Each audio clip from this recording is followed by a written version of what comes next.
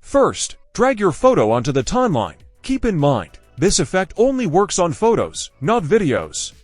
Now, go to the Effects tab, click on AI Effects, then select Beauty. Here, you'll find multiple beauty effects depending on your needs. For this tutorial, let's choose Acne Removal. To generate this effect, you'll need 100 credits.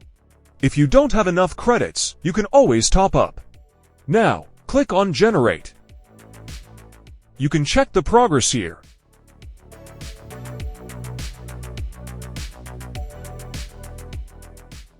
And that's it, your enhanced photo is ready.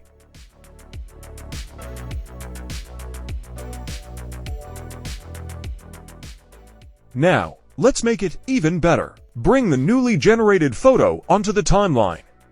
Go back to Effects, then AI Effects. This time, select Makeup.